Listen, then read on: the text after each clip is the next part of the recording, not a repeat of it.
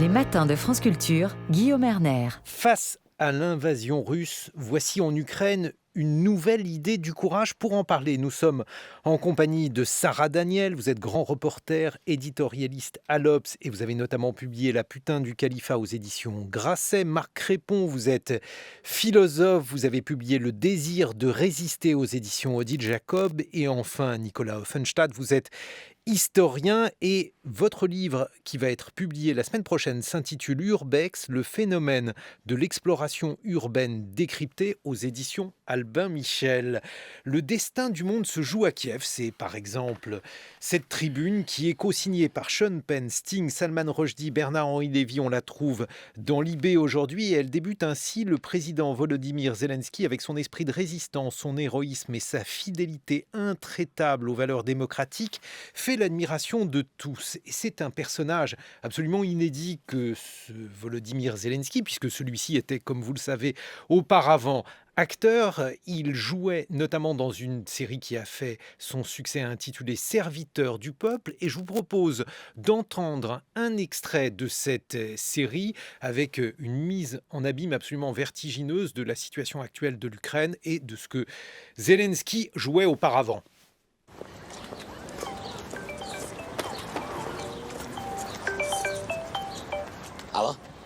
Bonjour Monsieur Goloborodko, puis-je vous mettre en lien avec Angela Merkel? Oui, bien sûr. Bonjour, toutes mes félicitations. Nous avons décidé d'accepter votre pays dans l'Union européenne.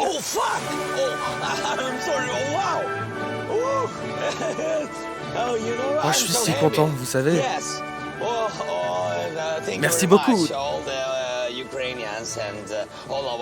Tous les Ukrainiens attendaient ça depuis si longtemps. Les Ukrainiens? Oui, les Ukrainiens. Ah, désolé, c'est une erreur. Je voulais appeler le Monténégro.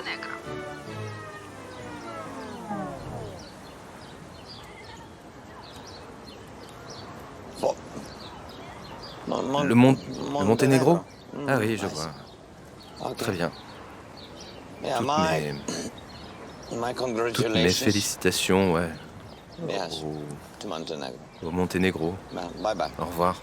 Un extrait de la série Le serviteur du peuple, à l'époque où Zelensky était encore acteur. Un commentaire, Sarah Daniel. En fait, ce qu'il y a d'incroyable avec ce personnage, c'est justement qu'il était comme tous les Ukrainiens. C'est-à-dire, et ça se voit très très bien dans la série, c'est un prof d'histoire en fait, et tout d'un coup, il pète juste un plomb en disant mais c'est pas possible, on va encore élire ces oligarques, c'est insupportable. Cette vidéo est prise, elle est mise sur les réseaux sociaux, et tout d'un coup, il commence à devenir un héros, et on lui propose de se présenter aux élections présidentielles. Il incarne le président. Et c'est vraiment le président du peuple, le président comme tout le monde. Il connaît rien au code. Voilà. Et ce qu'il y a d'intéressant, c'est qu'il y a une continuité incroyable entre la série et puis maintenant son rôle. C'est-à-dire on l'a un peu accusé aussi d'être un populiste, mais parce qu'il aime pas. Il veut vraiment parler directement. C'est de la démocratie directe. Il veut parler directement à son peuple et il incarne exactement l'Ukrainien comme tout le monde. Et cela se poursuit au travers donc de ces messages vidéo qui sont postés depuis des abris, depuis les rues de Kiev. On écoute un exemple, un extrait de l'un de ces messages vidéo postés par Volodymyr Zelensky. Bonjour à tous les Ukrainiens. Ces derniers temps, il y a eu beaucoup de fausses informations en ligne qui disent que notre armée va déposer les armes et évacuer.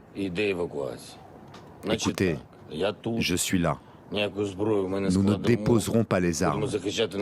Nous allons défendre notre patrie parce que notre arme est notre vérité. Et la vérité est que c'est notre terre, notre pays, nos enfants. Et nous défendrons tout cela. C'est tout ce que je voulais vous dire. Gloire à l'Ukraine. La voix donc de Volodymyr Zelensky. Marc Crépon. Oui, ce qui est saisissant quand même pour bien comprendre la stature qu'a pris le président Zelensky, c'est simplement de se reporter un tout petit peu en arrière et de confronter l'évolution de la Russie depuis, dans le fond, l'indépendance de l'Ukraine et l'évolution de l'Ukraine elle-même. on a du côté de la Russie un président qui s'est de plus en plus révélé comme un dictateur, un autocrate qui a supprimé progressivement un certain nombre de libertés et à nouveau exercé une main de fer sur la population. Et le personnage de Zelensky, à l'image de cette série aussi, il incarne évidemment une toute autre évolution politique, celle de son pays, qui quand même s'est engagé depuis 30 ans dans un processus démocratique, qui a connu une révolution populaire, la révolution orange. Et donc le peuple ukrainien est porté par un élan démocratique. Et l'évolution du personnage Zelensky, c'est que dans le fond, quand il a été élu, parce qu'il a été élu de façon qui pouvait rappeler les grandes élections des leaders populistes un peu partout dans le monde, au début, on n'était pas persuadé, quand il a été élu, qu'il allait véritablement incarner et porter cette évolution, continuer à incarner l'évolution démocratique du pays.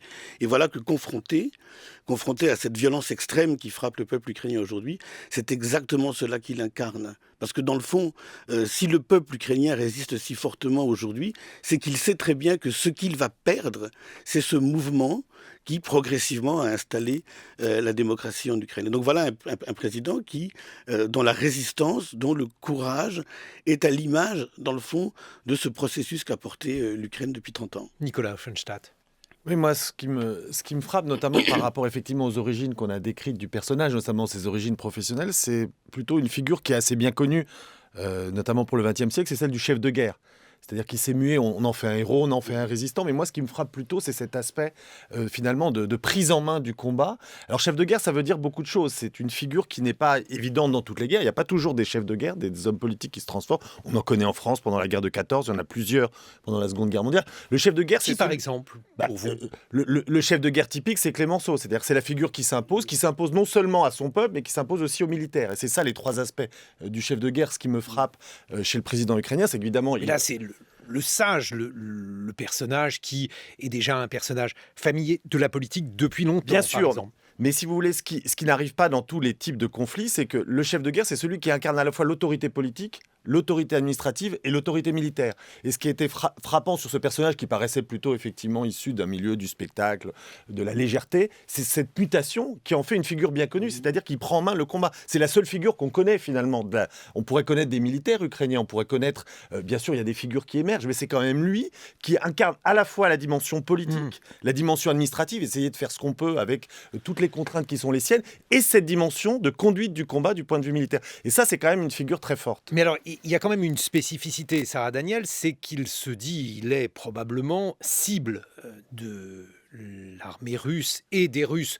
En général, il a échappé à des attentats et ça n'est pas nécessairement une figure commune que le chef soit directement visé. On aurait pu imaginer une autre configuration dans les différents théâtres de guerre que vous avez couverts. Est-ce que c'est une figure atypique ou bien au contraire traditionnelle, Sarah Daniel ?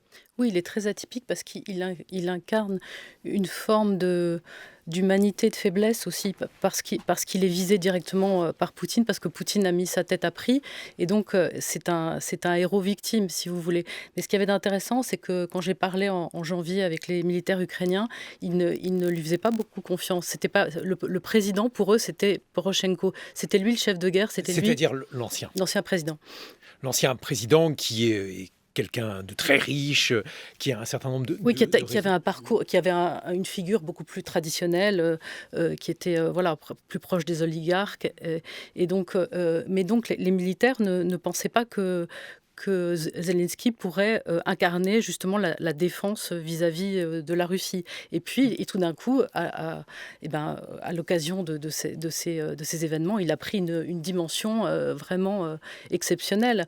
Et il a beau, en effet, sa communication a beau être très léchée, et on voit d'où il vient, en effet, avec toute son équipe autour de lui, mais il incarne quand même un courage et une résistance auquel personne ne l'attendait, même pas les Ukrainiens. Et oui, parce qu'on a vu aussi dans l'histoire des exemples de gouvernements en fuite, de chefs du gouvernement en fuite. Et bien sûr, on se souvient de toutes les images désastreuses de Ben Ali, en passant par les gens réfugiés dans les grottes, Saddam Hussein, et puis même jusqu'à la fuite des présidents ukrainiens réfugiés en Russie. Enfin, donc lui, non, il reste. Il a décidé de rester. C'est quand même tout à fait admirable. Marc Crépon. Oui, vous avez raison de souligner que sa vie est effectivement directement menacée, parce que ce qui fait qu'il incarne le courage, c'est que dans le fond, il n'y a pas d'expression plus forte du courage, que ce soit le courage de la vérité ou le courage dans l'action, que le risque de sa vie. C'est-à-dire que un engagement qui peut vous exposer jusqu'au sacrifice de votre vie. Et je pense que ce qui fait aujourd'hui, ce qui donne à Volodymyr Zelensky cette stature héroïque qui est la sienne, c'est aussi cette dimension sacrificielle. C'est-à-dire qu'il l'a dit, il l'a même mise en scène, il est prêt à aller jusqu'au sacrifice de sa vie pour défendre, dans le fond, les choses auxquelles tous les Ukrainiens se retournent derrière lui, c'est-à-dire à la fois la démocratie, un certain nombre de libertés et de droits fondamentaux, et puis l'indépendance de leur pays. Oui, ça c'est quand même une figure là aussi tout à fait inédite. Clémenceau ne risquait pas sa vie, De Gaulle un peu plus, évidemment, en raison des circonstances, mais le chef de guerre n'est généralement pas la cible. Au contraire, d'ailleurs, on accepte de s'asseoir avec lui et de négocier, généralement. Oui, enfin, vous savez, bon, on prend toujours cet exemple, il est facile, mais Hitler lui-même avait été victime d'un attentat, et quand un chef de guerre déplaît, vous pouvez aussi bien à l'intérieur qu'à l'extérieur avoir des volontés de l'éliminer. Donc, moi, je ne crois pas que ce soit tellement cette spécificité-là qui me marque. Moi, c'est surtout le retour d'une certaine manière, et là, il s'impose comme un chef de guerre, si vous voulez, à une guerre totalement asymétrique.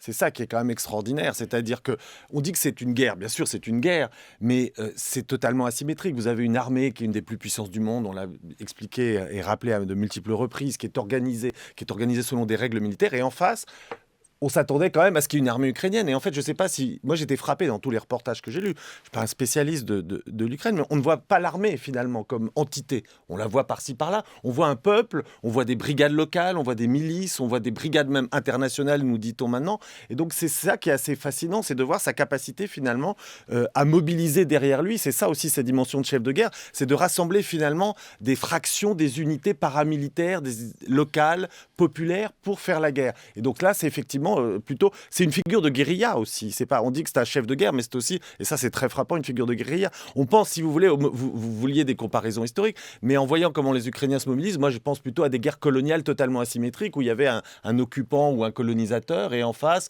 des gens qui avaient des armes tout à fait modestes, une organisation très faible, et qui appellent au peuple justement pour se mobiliser contre une puissance supérieure. Et c'est ça ce qui est quand même très frappant dans sa capacité à fédérer finalement de briques et de broc une résistance ukrainienne qui prend des formes militaires extrêmement variées. Alors, deux aspects. Le premier sur l'armée ukrainienne, vous l'avez vu en Ukraine il y a peu de temps. Sarah Daniel, qu'en dire ?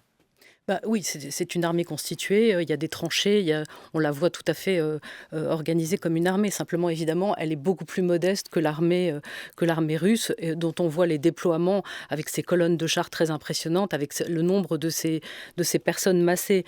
Mais pour resignaler un point de différence, je pense, par rapport aux autres chefs de guerre dont on a l'image, qui sont des gens plus hiératiques, en fait, là, il y a une différence entre le héros Zelensky et l'homme fort Poutine, mais l'homme fort aussi, comme pourrait l'être De Gaulle, etc. C'est que c'est vraiment quelqu'un qui vient du peuple, c'est un homme comme un autre qui tout d'un coup prend une stature exceptionnelle.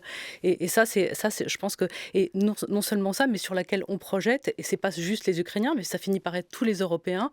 On avait tendance à dire, l'Europe, la démocratie est faible, on est en train de mourir de notre faiblesse, on ne sait plus qui on est, et tout d'un coup, ce petit homme parmi son peuple qui prend les armes et qui résiste, il est en train de porter nos valeurs. Et c'est aussi pour ça que tout d'un coup, il prend une dimension exceptionnelle. Marc Crépon ? Parce que cette guerre, elle a une dimension que n'ont pas toutes les guerres, c'est que c'est aussi une forme de résistance. Et ça veut dire que progressivement, évidemment, si Poutine met vraiment sa main sur la Russie par le biais de son armée, la guerre va muer en guerre de partisans. Et en guerre de résistants, et moi ça me fait beaucoup plus penser dans le fond aux résistances de partisans dans les pays occupés pendant la Seconde Guerre mondiale, et je pense aussi que c'est cette mémoire-là, parce qu'en Ukraine on a une très très grande mémoire de ce que c'est qu'une guerre de partisans, et donc je pense que c'est cette figure aussi il faut rappeler, Marc Crépon, qu'une ville par exemple comme Kharkiv ou Kharkov en Russie, une ville qui a été prise 4 fois pendant la Seconde Guerre mondiale, qui a donné lieu à des combats absolument abominables. Et bien entendu, il est impossible de ne pas faire le parallèle. Voilà, et donc Zelensky, c'est pas seulement un chef de guerre, c'est aussi le chef d'une résistance. Et ça lui donne évidemment encore un surcroît de stature et de courage. Mais alors, on a beaucoup d'exemples de cela. Nicolas Offenstadt, je sais pas, on peut penser par exemple au personnage de Yasser Arafat, qui était à la fois chef politique, chef de guerre, Ben Gourion quelques années auparavant pour faire une sorte de symétrie. C'est un personnage que l'on connaît. Oui, tout à fait. Et quand vous disiez finalement, c'est l'irruption de l'Ukrainien ordinaire au centre finalement d'un combat qui est immense et qui le dépasse par certains côtés, je pense que ça justement, c'est une des figures de la résistance. Et notamment de la résistance pendant la Seconde Guerre mondiale. C'était l'irruption finalement au cœur de la lutte de personnages qui n'étaient pas faits pour ça, qui n'étaient pas désignés pour faire la guerre. Donc c'est pour ça que je suis tout à fait d'accord avec cette idée qu'on a finalement tout autant la guerre asymétrique d'une résistance contre une occupation. Et vous savez bien que pendant la Seconde Guerre mondiale, qui est évidemment l'exemple qui revient naturellement quand on parle de résistance, il y a des tas de résistants qui étaient des gens qui n'étaient pas évidemment prédestinés à prendre les armes. On pense à Marc Bloch, l'historien évidemment, figure qui m'est chère, mais il y a des témoignages qui racontent qu'est-ce que c'est que ce professeur à lunettes qui a un courage extraordinaire et qui est complètement, qui est muet, si vous voulez. La figure du professeur n'est pas celle du militaire ni de celui qui se bat. Et pourtant, ces situations exceptionnelles, elles contribuent justement à faire muer des personnages qui a priori n'étaient pas destinés au conflit et au combat en personnages centraux dans la résistance. Donc d'une certaine manière, c'est aussi rattachable à une explication d'ensemble, c'est-à-dire que la situation exceptionnelle, c'est le charisme de situation, c'est-à-dire que la situation produit aussi des personnages inattendus par rapport au type de conflit. Quand même, quand on regarde par exemple Nicolas Offenstadt, les Compagnons de la Libération, la plupart en réalité étaient des militaires de carrière. Alors c'est peut-être un choix de De Gaulle, parce que là aussi il avait ses préférences, mais c'est un fait. Il y a d'autres figures, il y a aussi la figure du militant par exemple, dans le Parti communiste, si vous voulez, il y a eu toute une partie de la résistance communiste, c'est la figure du militant, c'est la figure de l'engagement. Donc il n'y a pas non plus de figure unique du résistant. Il y a effectivement celui qui est une irruption de la société civile, qui est l'indignation morale qui vous conduit à avoir un comportement tout à fait inhabituel et à devenir finalement quelqu'un d'autre, parce que la situation vous transforme. Il y a le militant qui finalement transforme. Et c'est peut-être là une différence quand on parle de brigades internationales. Les brigades internationales, c'était beaucoup des militants, donc c'était des gens qui avaient déjà un sens du conflit et du combat. Donc vous voyez, les situations ont quand même des éléments de comparaison. Je voulais juste, si vous me laissez 30 secondes... Non. Marc Crépon. Bon, d'accord. Oui, parce que pour rebondir sur ce que vous venez de dire, vraiment le propre d'une résistance, c'est qu'elle est transversale, qu'elle concerne plusieurs générations, qu'elle concerne les femmes, les adolescents et les adultes, et qu'elle aussi traverse toute la population. Et si on voit bien qu'en ce moment, c'est quelque chose de cet ordre-là qui se met en place, c'est qu'effectivement, comme vous le rappeliez au début de l'émission, eh bien, on voit effectivement dans le métro des femmes avec des armes, on voit une mobilisation de la population qui, évidemment, transcende de très loin simplement les dimensions de l'armée. Marc Crépon. Le désir de résister aux éditions Odile Jacob, Nicolas Offenstadt. La semaine prochaine, Urbex, le phénomène de l'exploration urbaine décrypté aux éditions Albin Michel, et Sarah Daniel, la putain du califat, aux éditions Grasset. Il est 8h sur France Culture. 7h, 9h. Les matins de France Culture, Guillaume Erner. Des chars volés à l'armée russe, des civils soulevant des mines à la main ou fabriquant des cocktails Molotov. Le courage des Ukrainiens sidère ceux qui sont loin de la guerre. Comment un pays bascule-t-il justement dans ce que l'on pourrait appeler une société de guerre? Nous en parlons avec l'historien Nicolas Offenstadt, le philosophe Marc Crépon et le grand reporter Sarah Daniel. Justement, Sarah Daniel, quand vous voyez ces scènes, vous qui avez vu beaucoup de théâtres de guerre, qu'est-ce que ça vous rappelle? Est-ce qu'il y a différentes manières pour une société de se mettre en ordre pour la bataille? Alors il faut dire que dans le cas de l'Ukraine, on ne peut pas vraiment parler de paix, de passage brutal de l'état de paix à l'état de guerre, parce qu'en fait ça faisait depuis 2014 qu'il y avait une guerre larvée avec une ligne de front, avec des morts presque chaque semaine. Donc si vous voulez, les habitants étaient déjà tous préparés plus ou moins à éventuellement prendre les armes, et ils étaient très mobilisés par ce conflit. Après, souvent on voit, je l'ai vu en Irak, Irak ou évidemment en Afghanistan. Voilà, il y a pas, c'est rarement brutal. Justement, en Irak, en Afghanistan, est-ce que c'était les combattants qui combattaient ou bien avait-on affaire à, je ne sais pas, ce qu'on pourrait appeler la société civile, des personnes qui n'étaient pas militaires, qui se saisissaient des armes? Est-ce que ça fonctionnait ou ça fonctionne comme ça? Si vous voulez, c'était un peu les deux. Et d'ailleurs, c'est ça qui, pour l'Afghanistan, a fait que l'Amérique a eu beaucoup de mal à appréhender cette guerre. C'est que traditionnellement, en Afghanistan, c'était justement des guerres de guérilla. Il n'y avait pas de militaires de fonction. Il n'y avait pas d'armée de métier. C'est pour ça que souvent, les militaires avaient l'habitude de rentrer chez eux le soir et les Américains ne comprenaient pas. Donc, il y avait évidemment, la population participait aussi et s'enrôlait voilà, sous les drapeaux et changeait d'ailleurs beaucoup de camp. Et ce que je veux dire, c'est que c'est très Par rare. patriotisme, pour d'autres ressorts? C'était plus par tribalisme. Pour le cas de l'Afghanistan, justement, là, c'était des choses des luttes plutôt locales. Mais donc, ça se prépare, en fait, tout d'un coup, une guerre. Et donc, les gens ont le temps de s'habituer, de s'affermir dans une position, de se cantonner. C'est très rare que tout d'un coup on passe d'un état de paix total à une guerre qui se déclenche, sauf peut-être avant, mais ça c'est l'historien qui va nous le dire. Historien Nicolas Offenstadt, vous justement qui avez par exemple étudié la guerre de 14-18, lorsqu'on voit un basculement de ce type, on sait quelle boucherie cela a été. Est-ce que la société française en 1913, elle ressemblait, je ne sais pas, à notre société dans son rapport à la guerre? Je pense que la guerre a des effets très très rapides et on le voit déjà, donc effectivement les choses se transforment très rapidement. Moi, ce qui me frappe comme modèle, on en a déjà un peu parlé, je voulais revenir totalement sur ce que disait Marc Répond tout à l'heure. Il disait finalement la mobilisation de différentes générations, de différents types de populations, c'est la résistance.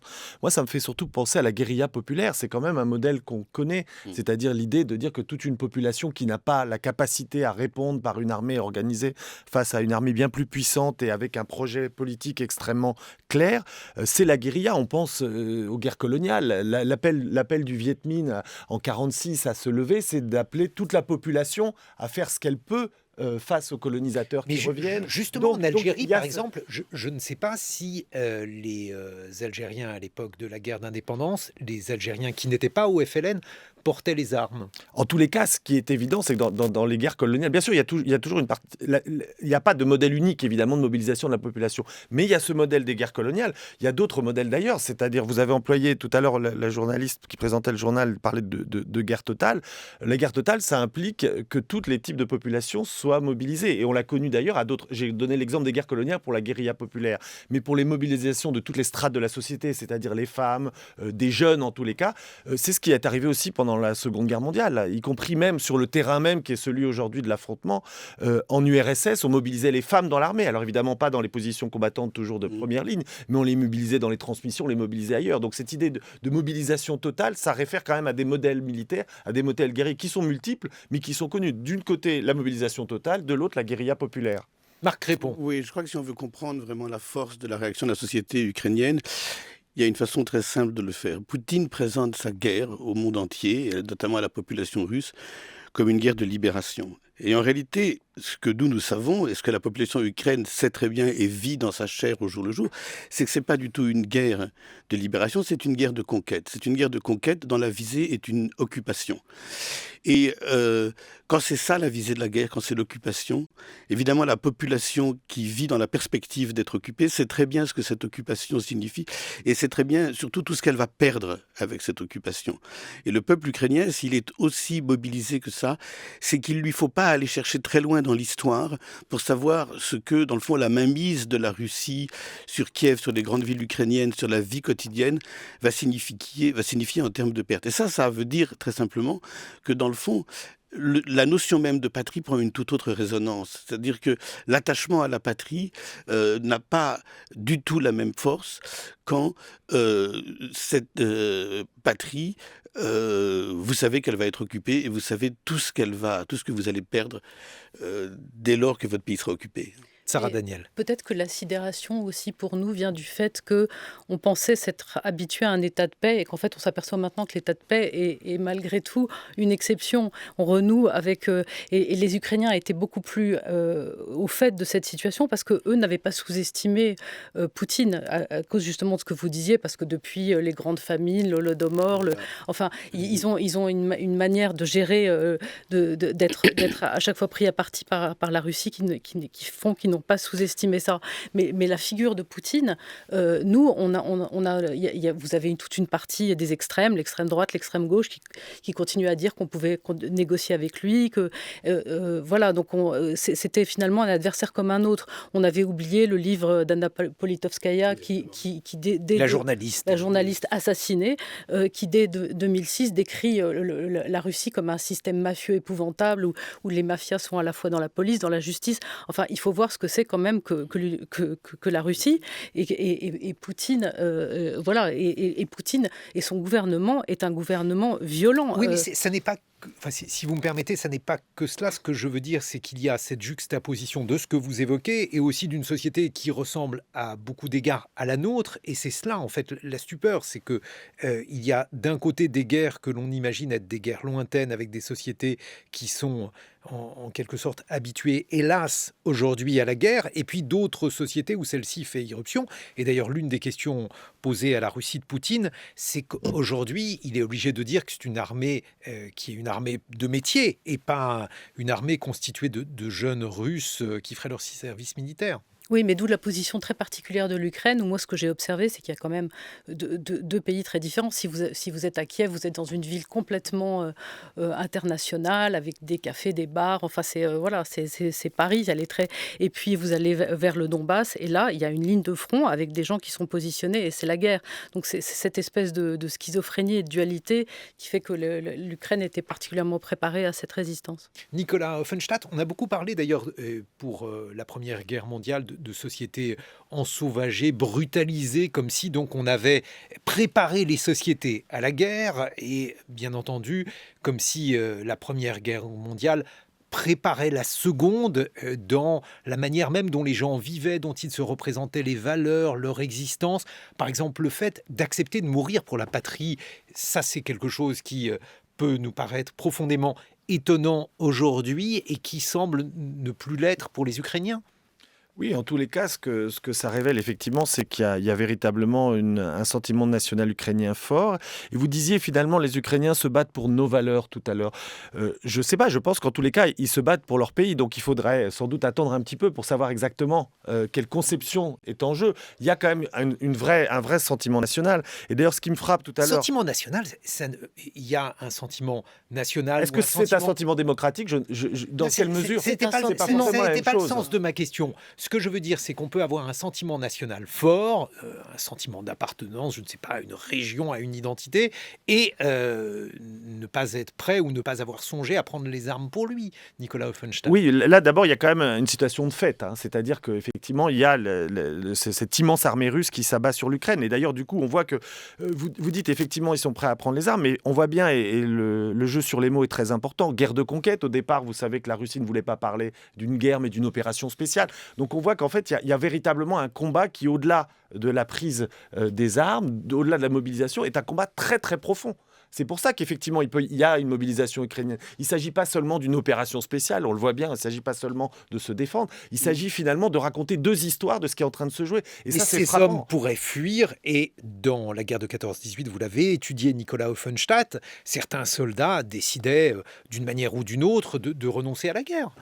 Oui, et je pense que aussi, ce qui s'est passé depuis 30 ans, c'est-à-dire depuis l'indépendance de l'Ukraine, avec les révolutions, la révolution orange, puis Maïdan, avec la question de la Crimée, la question du Donbass, c'est aussi une société, vous l'avez dit à juste titre, qui s'est mobilisée. Donc c'est pas un coup de tonnerre dans un ciel serein ce qui se passe. Évidemment, c'est un événement majeur, c'est une rupture majeure, mais ça s'inscrit quand même dans une violence russe qui s'exerce, dans un impérialisme russe qui s'exerce. Donc si vous voulez, on a eu le temps de construire aussi une résistance. Et Maïdan, c'était aussi une mobilisation politique. Donc si vous voulez, tout ça se construit, et se construit même dans le temps long, parce que on dit toujours l'Ukraine c'est un pays récent, c'est vrai et faux.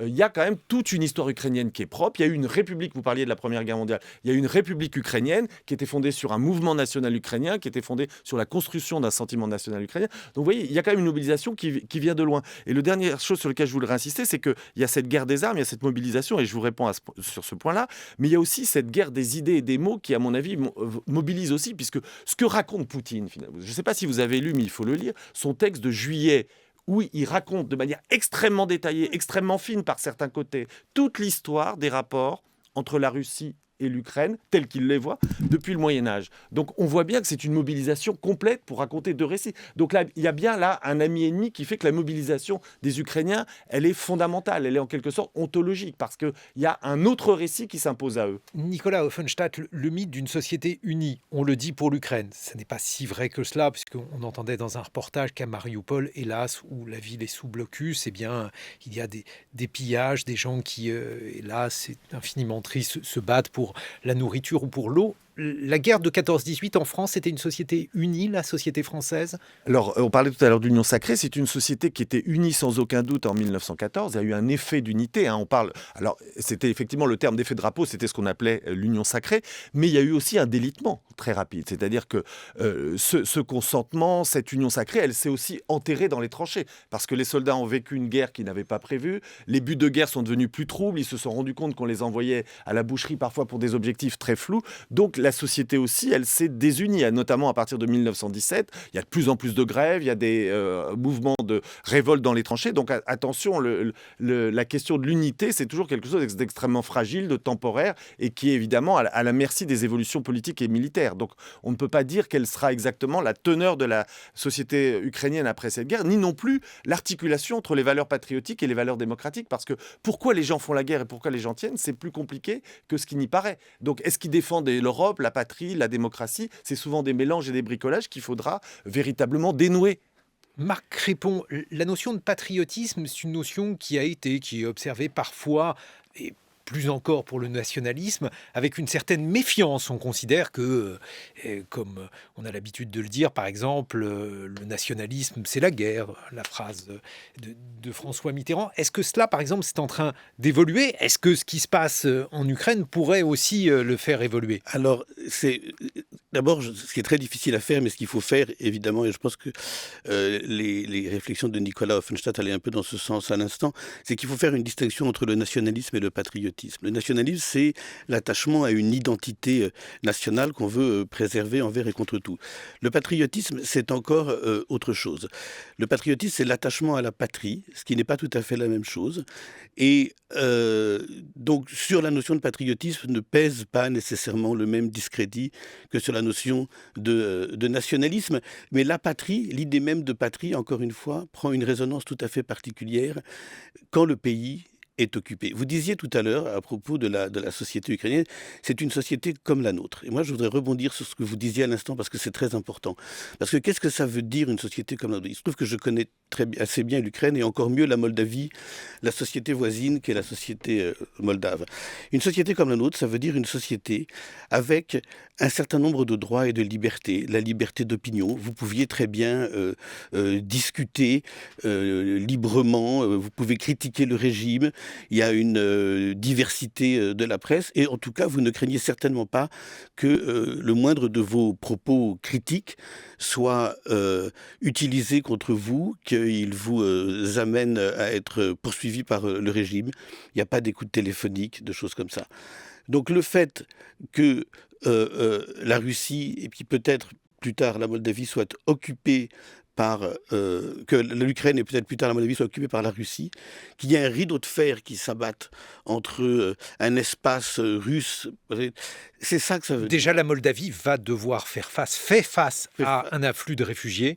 Oui, mais elle fait face surtout à la perspective d'être la prochaine cible de Vladimir Poutine, et de voir un rideau de fer s'abattre entre, d'un côté, les pays de la communauté européenne, et puis de l'autre côté, des pays sous le contrôle de la Russie. Et ce que ça veut dire concrètement pour les gens, ça veut dire une liberté de circulation réduite, et ça veut dire des droits et des libertés quotidiennes confisquées. Ça veut dire aussi la perspective d'une terreur politique, d'arrestation, d'un contrôle permanent de la population, c'est-à-dire une c'est ça que ça signifie pour les Ukrainiens et pour les Moldaves.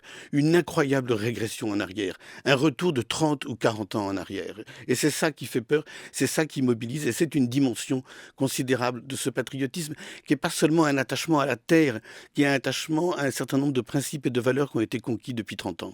Sarah Daniel. Non, mais Guillaume Erner, c'était très intéressant ce que vous disiez, comme si finalement ce conflit et cette résistance ukrainienne redonnait ses lettres de noblesse au patriotisme ou même au nationalisme. Mais je pense que c'est le fait en effet que les Ukrainiens aient dû lutter depuis de longues années contre cette dictature russe. Mais il y a aussi le fait qu'ils se rattachent aussi à l'Europe et à ses valeurs de démocratie. C'est-à-dire qu'il y a un peu un dépassement de soi-même et du côté purement arc-bouté sur une nation, mais il y a aussi des valeurs qui sont... Et on a vu, c'est un changement de paradigme géopolitique incroyable ce qui se passe en ce moment. C'est-à-dire qu'on n'est plus dans des nations éparses qui ne cessaient de s'opposer et que maintenant, il y a vraiment l'émergence d'une identité européenne politique. Alors, est-ce que ça va durer ? On peut l'espérer, mais en tout cas, les analyses disent qu'on est passé en quelques semaines à une construction européenne qu'on n'avait pas vue depuis des années. Et donc ça c'est une idée qui est remobilisée. L'Europe pensait, et les citoyens européens critiquaient énormément l'Europe. On ne peut pas dire il y avait beaucoup de critiques, plus que d'espoir, parce qu'elle avait déçu complètement. Celle-ci était beaucoup plus associée à la bureaucratie qu'à toute forme d'univers ou d'imaginaire défensif ou guerrier. C'était à la fois, oui, c'est ça, le symbole d'une bureaucratie qui était tentaculaire et qui détricotait les liens sociaux, économiques, enfin, dont tout le monde faisait les frais. Alors que là, justement, on voit que ça n'est plus seulement une union économique, mais il y a des idéaux. Tout d'un coup, on renoue avec l'idée que l'Europe veut dire quelque chose politiquement, philosophiquement, et ça, je trouve que c'est un mouvement quand même porteur d'espoir. Mais ça, c'était quelque chose que vous voyez, parce que ça nous paraît extrêmement étrange. Mais absolument. C'est-à-dire que moi, je l'ai vu en Ukraine, et tout d'un coup, en fait, on avait oublié que ça voulait dire quelque chose, quoi. Que ce sentiment européen, ça pouvait être un rêve ou une utopie. Oui, et vous voyez tous les Européens qui étaient fascinés par l'homme fort, même dans toute sa démesure et son totalitarisme. Il y avait des gens comme ça.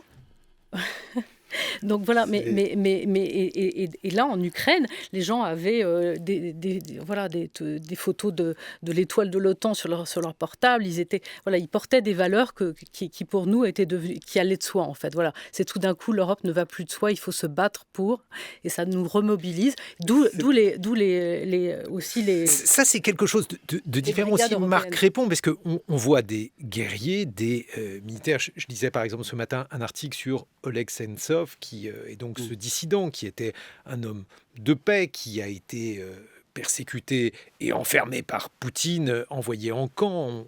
On l'a interviewé pour Les Matins. Cet homme aujourd'hui prend les armes, il tient un checkpoint, et donc on a l'image de gens qui font la guerre sans l'aimer. Ça aussi, c'est quelque chose de nouveau et qui peut évidemment influer sur notre imaginaire de la guerre. Oui, bien sûr. Encore une fois, je pense que tous les citoyens ukrainiens ont une conscience très aiguë de ce qu'ils risquent de perdre.